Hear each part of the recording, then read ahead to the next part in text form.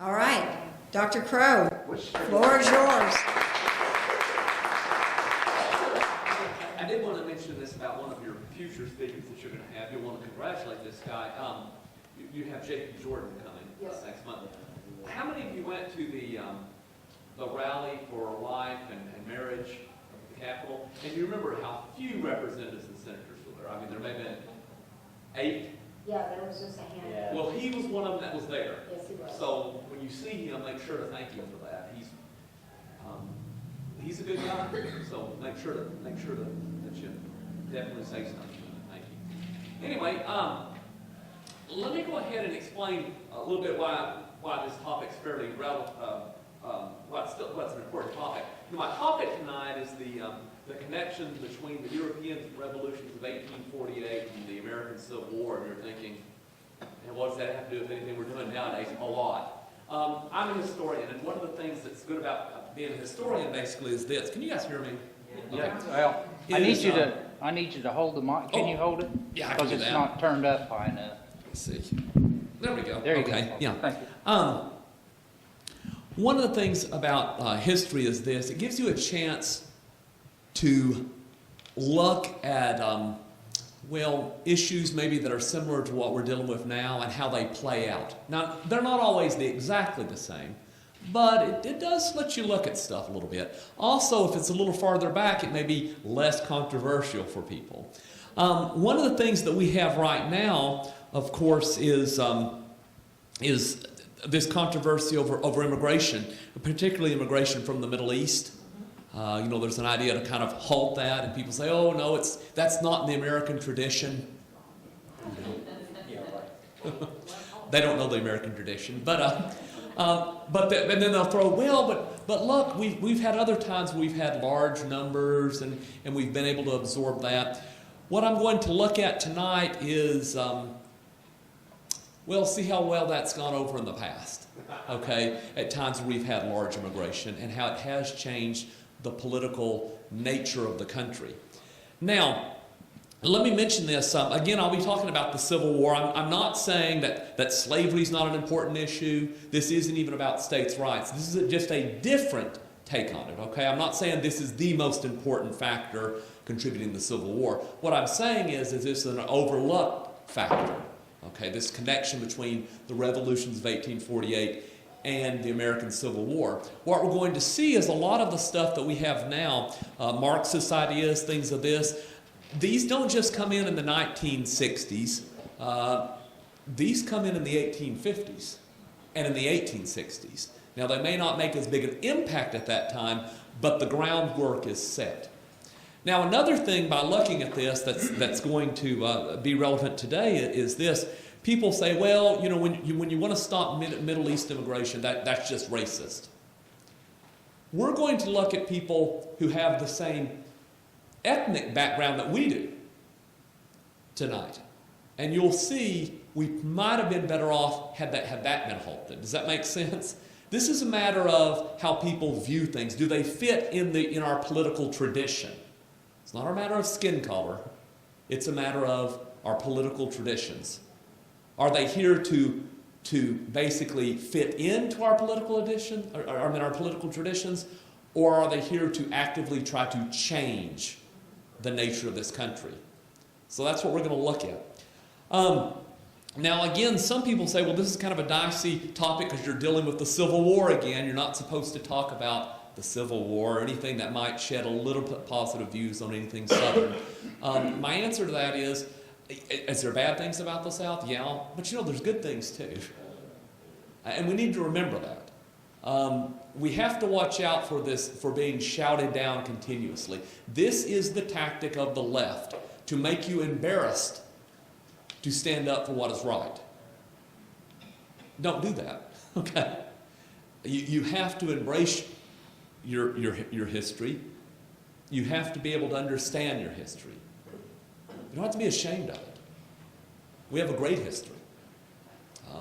And so don't be ashamed of that. Always, never be afraid to speak up. I'll give you an example. Tonight I'm wearing what's known as a Christmas tie. This is not a holiday tie. It's a Christmas tie. Christmas as in Jesus, as in our Lord and Savior. You can say that, okay? If that offends somebody, I'm sorry. I'm not sorry I said it, I'm just sorry that you're offended, but I'll be praying for you. Anyway, now, let me go ahead and talk about how I approach this topic. And what led me to this topic. Years ago, I was asked at the university that I teach at, we have during the summer we have a summer symposium, and they bring in prominent scholars from across the country. And for the last few years, they brought in these prominent Civil War scholars, and so they wanted me and one of the other history teachers. They wanted us to go ahead and have a presentation about the Civil War as well. So they asked me, "Could you do this?" And I'm thinking, well, yeah, I may be one of the best experts in the state on the Civil War. I know all about Caesar and Pompey, and I'm an ancient historian. so I thought, well, yeah, I can do that. But you do, you basically work with what you know. And I am not a Civil War historian. Okay, I'm not an American historian. Remember, by training, I'm a classical historian, Greece and Rome. But I went with what I knew. And so what I tried to do was I tried to think, well, how much do I know about the Civil War? And my knowledge comes from family stories more than studying of history itself. I'll give you an example. I won't go into my family tree on my dad's side, but I've been blessed to have, when I was born, my dad was older. When he was born, his parents were very old, okay? So we don't have to go back that many generations to get to the Civil War. Needless to say, when my father was little, in his house was his grandmother. His grandmother remembered the Civil War. She lived during the Civil War. And so one time my uncle, my dad's brother, was visiting, and he would talk about some of the stories that their grandmother would talk about. And one of the things that she talked about how they'd have to hide from Yankee soldiers. Oh, let me give you the history. My family's from Arkansas. They've lived in Arkansas since the 1820s. Arkansas wasn't a state till 1836. And in the area of Arkansas that we're from, they've been there since before the Civil War, the 1850s. So she would talk about how they would have to hide from Union soldiers and things of this nature. But she always used the phrase, she had to hide from the Hessians. And I thought, well, now that's odd, because when you think of the word Hessian, you think of Revolutionary War, not the Civil War. And of course, what you think of is you think about the German mercenaries and stuff. And so that kind of got my attention. I thought, well, let me look into that a little bit. Let me see how much of the stuff that my grandmother had told my uncle and my dad, how much of that was based in a faulty memory or in truth. So I started looking about that for a little bit. And it didn't take me too long. I went back to Arkansas and did a lot of research through some of the archives, and I found this. And this is basically, this is a report given by William Weir, 1st Division, Army of the Frontier. This is from April 4th, 1863, and he's writing to Lieutenant R. Carpenter. This is, again, a Union guy, and he says this. He says, "It having come to our knowledge, to the Colonel commanding, that the forage trains of this command are repeatedly fired into by lawless men who secret themselves in the bushes and are encouraged and entertained by the inhabitants in this vicinity. You, therefore, are instructed to proceed to said neighborhood with the wagons placed in your charge, destroy every house and farm, etc., owned by a secessionist, together with their property that cannot be made available to the army. Kill every bushwhacker you find. Bring away the women and children to this place." So this is the order given by, again, a Union commander to one of his underlings. Now, a second letter that I found gives a Southerner's viewpoint of what happened, the aftermath of this. Now, this was written by Joseph G. Peavy, Captain Company B, Hunter's Regiment, Missouri Infantry on detached service, to Lieutenant General Thomas H. Holmes, Commanding District of Arkansas. And this is what he says. He says, "Sir, I left Dardanelle, Arkansas." By the way, Dardanelle, Arkansas is my hometown. He said, "Sir, I left Dardanelle, Arkansas on the 5th. They, the Union forces, have murdered every Southern man that could be found, old age and extreme youth sharing at their hands the same merciless fate. Old Samuel Cox and his 14-year-old son," and then he goes on and lists a number of people by name. And it's weird because if you're from that town, you recognize some of these names. Goes on. He says, "Were part of those murdered." And then Captain Peavy goes on to describe numerous houses that were burnt down, and then he adds this. He says, "None of those thus made homeless were permitted to take with them any clothing or substance. They seem to have hoisted the black flag, so that no Southern man, however old and infirm, or however little he may have assisted our cause, is permitted to escape them alive. General, I have not the language to describe in truthful colors the ravages, here we go, these Hessians, uses the word, are committing in the northwest of this state. Now then he goes on to describe some of the murders in great detail. He says, 4 old citizens had gone to the bush, fearing that by remaining at home they would be murdered. Their names were Asa Chilcutt, Elias Price, Thomas Dilworth, and Lee Chilcutt. Asa Chilcutt had taken very sick and sent for Dr. Harris, a Southern man. The doctor came as requested. Lee Chilcutt made his escape. The others were captured and disposed of as followers. Asa Chilcutt, the sick man, was shot some 6 or 7 times. They marched the others 150 yards to the ridge, and not heeding their age or prayers for mercy, which were heard by citizens living nearby, they shot and killed the doctor and the others, all of them being shot 2 or 3 times through the head and just as many times through the body. They then left them, and passing a house nearby, they told the lady, we've killed 4 old bucks out there. If he has any friends, they better bury them. Now, I started thinking about that, Hessians. Now, that's kind of odd because, that also refers to somebody they thought were Germans. And I'm thinking, well, is this true? Are there any Germans out there fighting in western Arkansas? It didn't take me long to discover this. In the American Civil War, there were 300,000 foreign soldiers that fought for the Union. Wow. How many of you have ever heard of this? 200,000 of them were German. Now you're thinking, well, don't you mean German Americans? Don't you mean, aren't these recent immigrants? You can call them what you want, but once you start going through the letters that these guys wrote home and the numerous German American newspapers of the day, it becomes clear that most of these individuals saw themselves as something radically different than their Anglo-American colleagues in blue, whom they often referred to as Americans, while reserving for themselves the designation German. Now, in some cases, special German regiments were raised up of entirely German immigrants, such as the 32nd Indiana or the 9th Ohio. There's a number of these. I'm not going through all these regiments. On the other hand, many more Germans served as separate German companies and Anglo-American regiments. Now, whatever the case, most of these soldiers considered themselves Germans first and took great pride in their ethnicity. As Private Gottfried Vrentscheller of Louisville, who served in one of the 6th Kentucky's 4 German companies, wrote, he says, "The German soldier is generally far more faithful, conscientious, and zealous than the native-born American. This is part of the German nature, which is our reason to be proud of our nation. One more thing, the German soldier is obedient and loyal to duty, without regard to reward or punishment. The American considers only reward or the guardhouse." Now, another German, writing for the Cincinnati Volksfreunde, wrote concerning a battle in which he participated this. He says, like our brother regiment, the 9th Ohio, at Mill Springs we advanced with bayonet. The command sounded to us loud and strong, rifles to the right, lower rifles, march, march. Our hurrah came out of our courageous German throats and produced anxiety and terror among the enemy.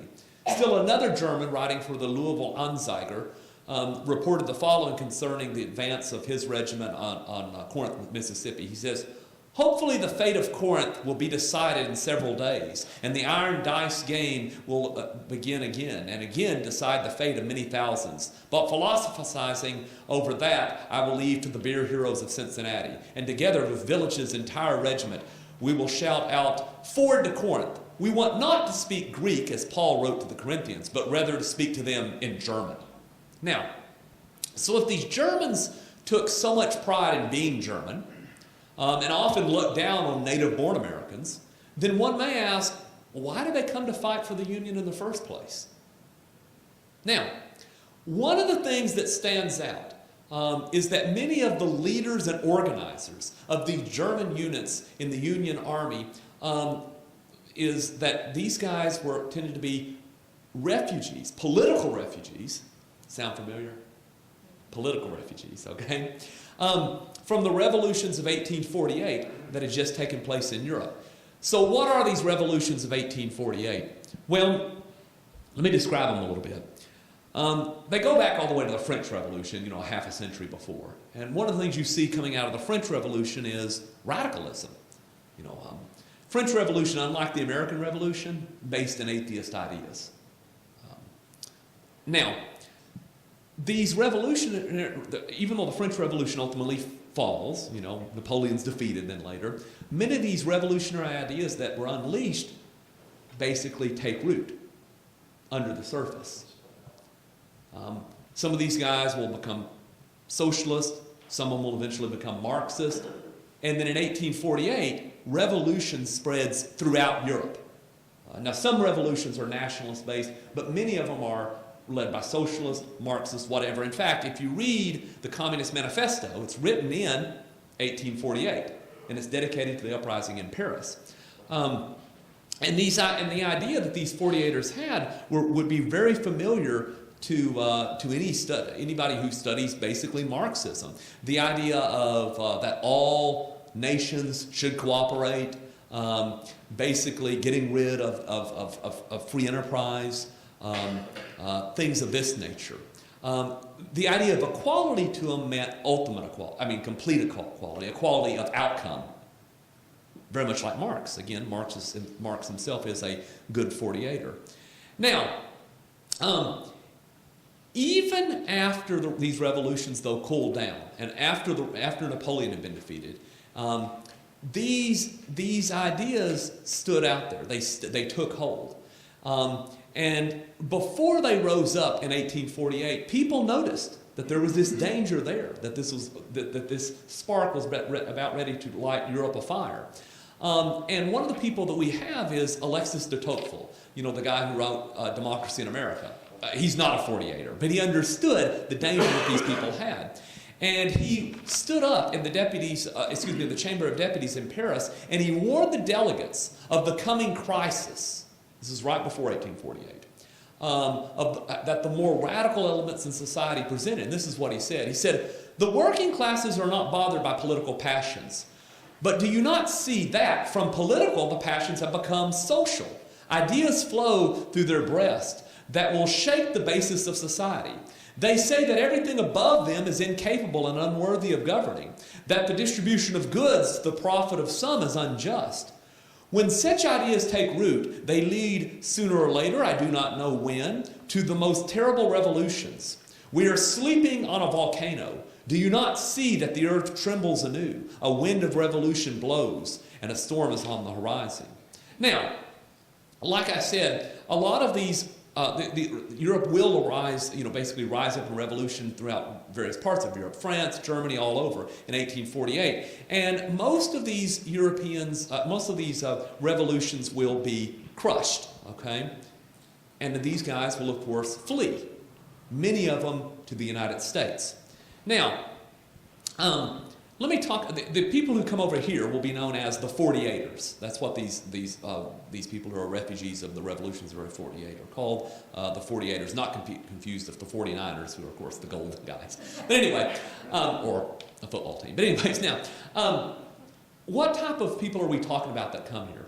Well, one of the guys who we can see is a guy by the name of Major Robert Rosa.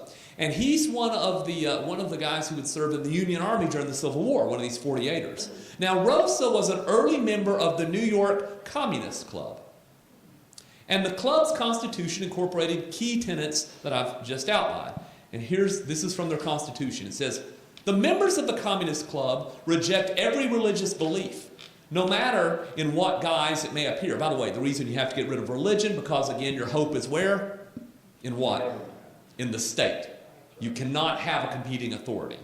Okay, so they're very anti-religious. You don't put your hope in the hereafter, but in materialist stuff. Now he goes on. He says, "The members of the Communist Club reject every religious belief, no matter in what guise it may appear, as well as views not based upon the direct testimony of the senses. They recognize the perfect equality of all men, regardless of color and sex, and therefore they strive above all to abolish private property, inherited or accumulated, to inaugurate in its place the participation of all in the material and intellectual enjoyment of the earth.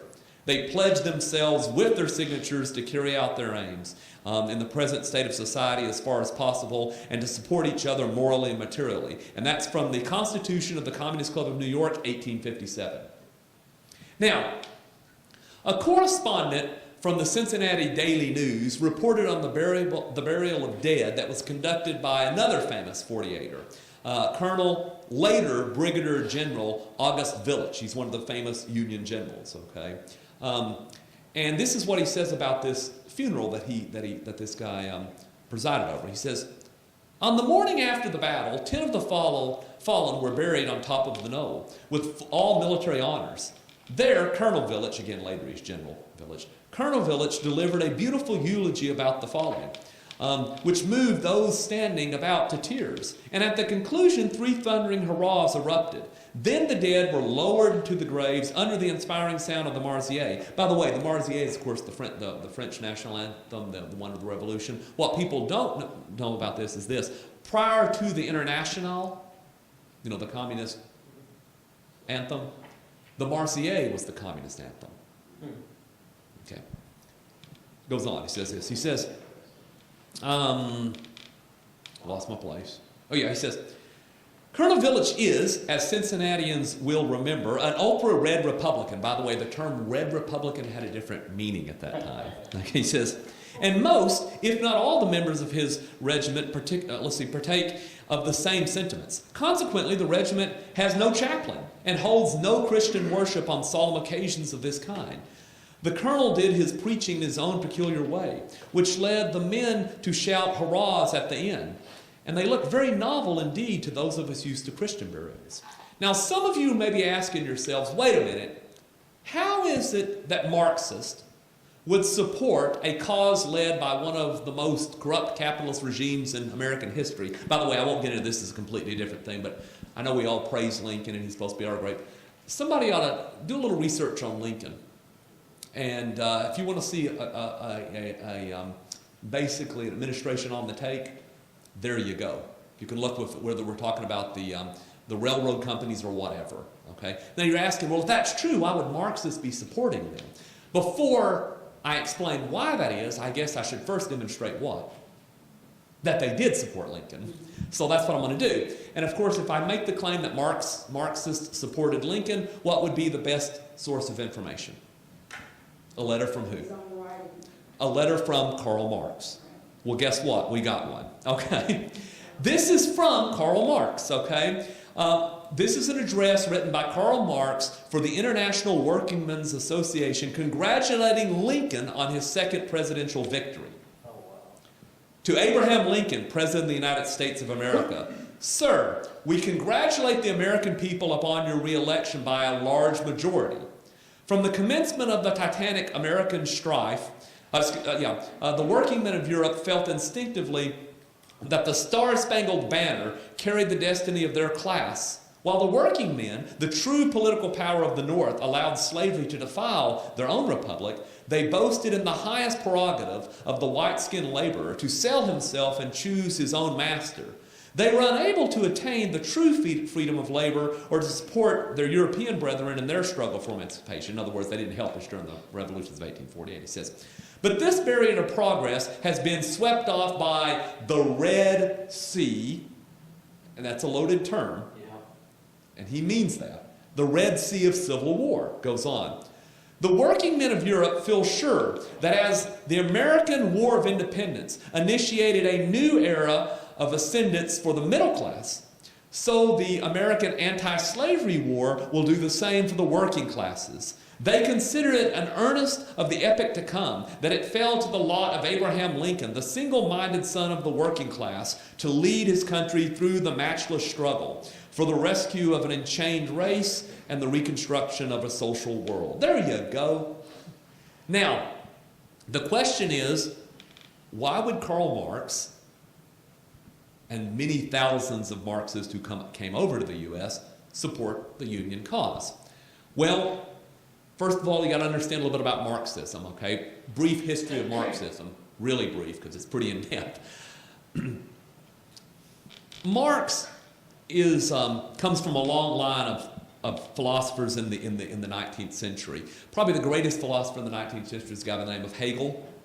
And I'm not going to get into Hegelian philosophy because it's pretty deep. I'll tell you how deep Hegelian philosophy is. He's German, okay? To this day, German students, when they read Hegel, read him in English translations.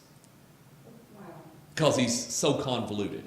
But nevertheless, I'll do this as best I can. Hegel had this belief that there are different ideas that battle it out. You have an idea, which is called a thesis. You have an opposite idea, which is called an antithesis. The two will battle it out and there'll be a synthesis. And then that new synthesis becomes a new idea. It'll be opposed by another antithesis, and it keeps going until you get to the end of time. For Hegel, who knows what the end is? Maybe the state, okay? What we see, though, is other people do this. Of course, Charles Darwin picks this up. Evolution, right? Marx also picks it up. And for Marx, and for the Marxists, the way they see all history for them is class struggle. That you have noblemen and serfs. And then you keep doing this throughout history until you get to the very end. And for them, the very end of history is, or the second to the end, I guess what would that be? The second to the end is the penultimate, ultimate, whatever. Okay, the second to the end is going to be the bourgeoisie, basically the capitalist, and the working people, the proletariat. And then they'll battle it out and we'll have our classless society. That's the way communists see things. The communists see this as being science, that you have to go through these steps. By the way, if you ever have a Marxist to try to gripe at you for having religious views and religious faith, no one has greater faith than Marxists, okay? Because they literally believe you have to go through all these steps. Okay, it's their own weird religion, okay? But this is the way they see things. Now, here's the thing. Marxists believed that before you could have your socialist society, before you could have your communist society, first you had to have a capitalist society. A society that basically the capitalists were in charge. Now, why is that? Well, because it's the great capitalists who are also the people who bring unity and create nation states. Why? It's good for commerce. If you go back to the French Revolution, for example, okay, and you look at the people who pushed the French Revolution, a lot of them are the bourgeoisie, the middle classes, okay? Now, why? Well, they're interested in commerce. And if you look at France prior to the French Revolution, well, here's something that most people don't know. Prior to the French Revolution, most people in France did not speak French. Very few people spoke French. Well, all different types of different dialects. And dialects aren't accents. It's not the difference between New Yorkers and Texans. It's literally, it would be the difference almost between Portuguese and Spanish. So you would have Lotharingian or whatever. You'd have all these different little dialects. And so what happened was, and of course in France prior to the Revolution, each little area, each little department of France has its own laws, its own tax structure, whatever. Well, the French revolutionaries, again, many of them were businessmen, thought this is not good for commerce. What we need is more uniform laws, and we need to have just French and all this. So what we see is that the people who push for national unity, and who actually keep the word nation. By the way, that word nation is a loaded term, and it's a term you don't see too much prior to the 1800s. Prior to nationalism, what did we have? And this is, by the way, what I consider myself. I don't consider myself a nationalist. What do you consider yourself?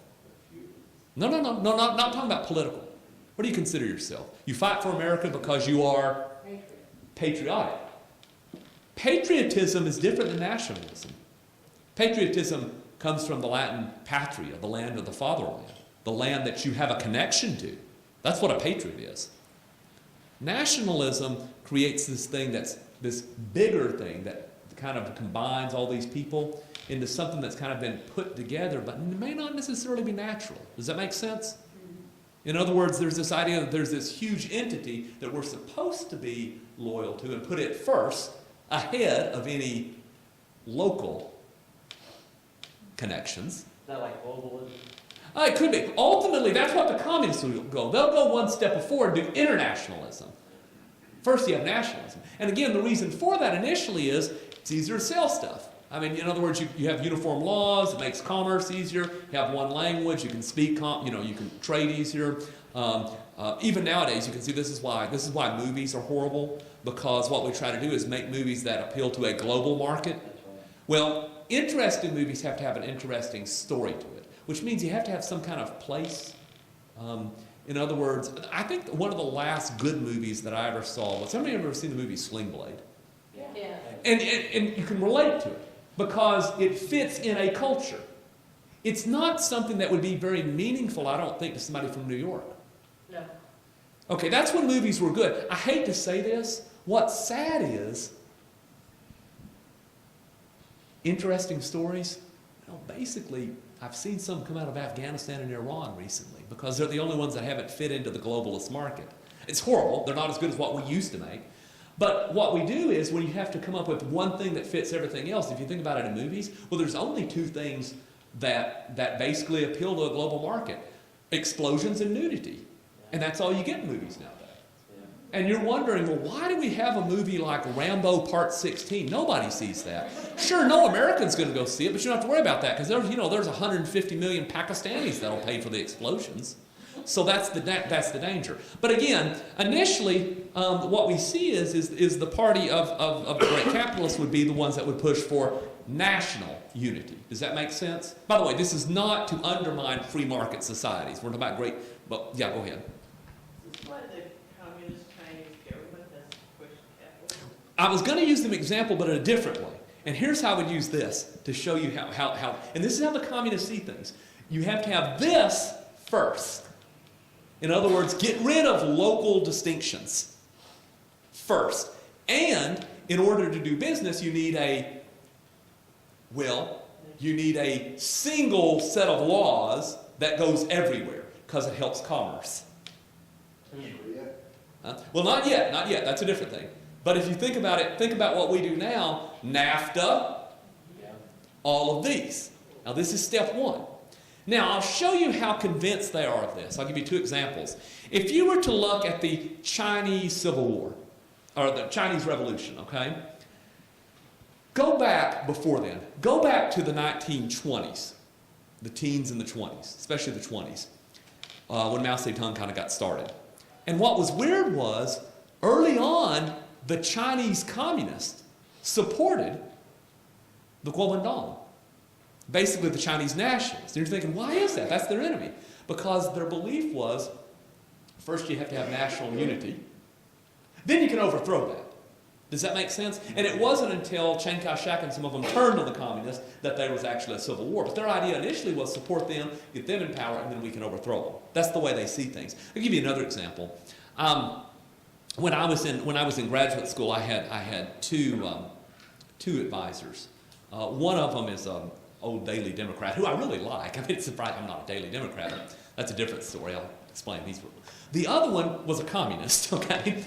He's a Trotskyist. He really was a Trotskyist. And I would say that. I would say, you're a Trotskyist. And the only time he ever corrected me was, well, no, I'm a Trotskyist. It's pronounced different. But anyway. But he was explaining this one time, and the thing that he hated more than anything else, he hated liberals. You're thinking, what? Here's why I hated liberals. He says, during the Vietnam War, and this is the way they think, he said during the Vietnam War, all the liberals would burn their draft cards. He never burned his draft card. You're thinking, I thought you said he's a communist. He is.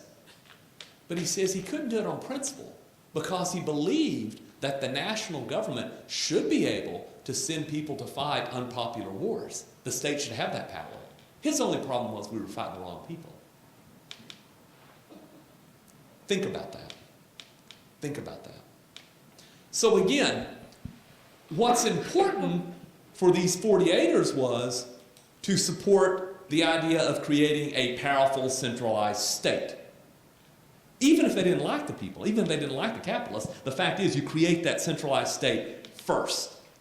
That's why they're fighting. I'll show you how committed they are to this, okay? Later, when you have the wars of German unification around like 1870, Franco-Prussian War and all that, Villach, the Union general, who had fled Prussia in 1848, volunteered to go and return to Prussia and fight.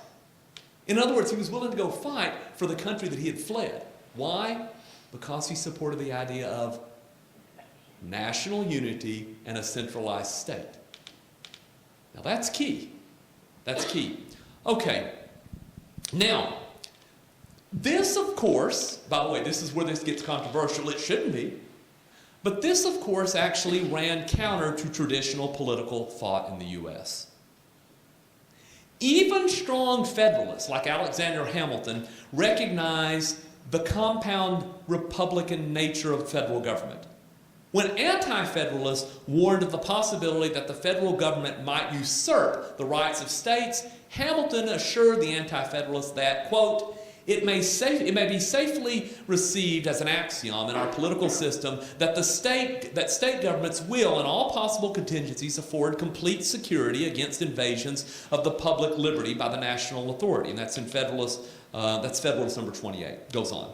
Now, the traditional view of state sovereignty during the early republic is perhaps best illustrated by the great patriot and legal scholar St. George Tucker. Now, who is he? Tucker took a prominent role in the American Revolution, during which he was wounded during the Battle of Yorktown. However, it's not only did he fight in the Revolution, he was also active in helping form the new government under the Articles of Confederation and then later under the Constitution. And as just noted, he was also a leading legal scholar of the day. He edited and published one of the first American editions of Blackstone's Commentaries on the Laws of England. Now, on the issue of state sovereignty, Tucker said this. He says, from the moment of the Revolution, they became severely independent and sovereign states, possessing all the rights, jurisdiction, and authority of other sovereign states. So that's what he said initially about the states of the U.S. Now, as for the question of the states' rights, Tucker said this. The state governments will clearly retain all the rights of sovereignty which they had before and which are not by the act exclusively delegated to the United States. The right of sovereignty, therefore, in all cases not expressly ceded to the United States by the Constitution or prohibited by it to the several states, remains inviolable with the states respectively. Now, he's one of the two greatest legal minds of the early republic. The other one was a guy by the name of William Rawle. These are the two greatest the most respected legal minds in the early American Republic. Who's William Rawle? He's a native of Philadelphia. He was a friend both of Benjamin Franklin and George Washington. And notice, when you throw out the name Benjamin Franklin, this is not a great states' rights guy, okay? But nevertheless, here we go. In 1825, Rawle wrote and published one of the first textbooks on the United States Constitution, called A View of the Constitution of the United States of America. Rawle not only advocated the idea that the states were sovereign, but that the states created the Union. Now, in addition, Rawle defended the states' right to succession. This is what he says. Concerning state sovereignty, this is what he says. He says, each state was naturally tenacious of its own sovereignty and independence, which has been expressively reserved in their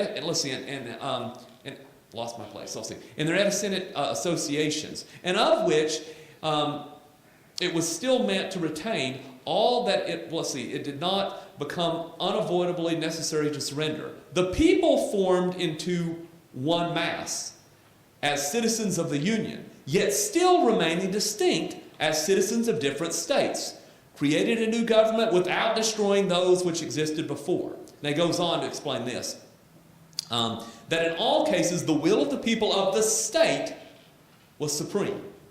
He says, to deny this right would be inconsistent with the principle on which our political systems are founded, which is that the people have in all cases a right to determine how they will be governed.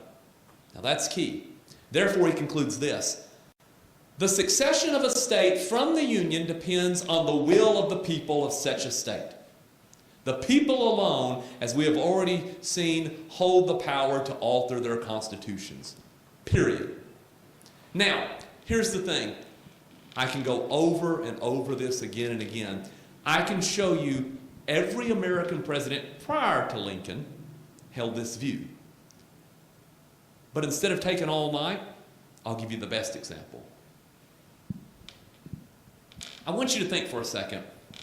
Okay? This is going to be true of both presidents in the North and the South. Think of the most anti-Southern states you could think of. Anti-Southern states, okay. Give me two. Massachusetts be one, what be the other? Okay, there we go. Here we go, I'm going to read this to you. This is John Quincy Adams, who is from Massachusetts. President John Quincy Adams from Massachusetts, speaking to the Historical Society of New York. So it's a Massachusetts Yankee who's president. By the way, John Quincy Adams is considered the smartest president in American history, highest IQ, that's just an aside. But anyways, John Quincy Adams, Yankee from Massachusetts, speaking to a bunch of Yankees from New York. This is what he says, 1839 when he's president. You ready? With these qualifications, we may admit the same right in the people of every state in the Union, with reference to the general government, which was exercised by the people of the colonies with reference to the supreme head of the British Empire, of which they formed a part. And under these limitations have the people of each state of the Union a right to secede from the Confederated Union itself. And notice how he called the U.S. And this isn't under the Confederation of the Articles of Confederation. This is under the Constitution. He still calls it a Confederated Union. Wow. He says, "Here stands the right, but the indissoluble union," because we do pledge, you know. Here's how this pledge is still okay. He says this. He says, "But the indissoluble union between the several states of this confederated nation," use it again, "is, after all, not in the right, but in the heart. If the day should ever come, may heaven avert it, when the affections of the people of these states shall be alienated from each other, when the fraternal spirit shall give way to cold indifference, or a collusion of interest shall fester into hatred, the bands of political asseveration will not long hold together parties no longer attached by the magnetism of conciliated interest and kindly sympathies. And far better will it be for the people of the disunited states to part in friendship from each other than to be held together by constraint." John Quincy Adams, from Massachusetts, president, speaking to New Yorkers. Period. Period. Now these words, again, like I said, if you look at, obviously you can find even better than these from Jefferson, from Madison, all of these, okay? You can look at you can see the Kentucky and Virginia resolves, all of this. But I wanted to give you the best example I could find. Now, as noted previously, however, the idea of state sovereignty, of course, is anathema to the revolutionaries of 1848. By the way, notice this again. We understood what Americans believed. Correct? Well, how does that change politically? 1848. People who are not part of our political tradition coming over. Okay. They don't think that. We can see how they fought in Europe. And so they want to come over and bring their European ideas here. Not that this could ever happen nowadays. Okay.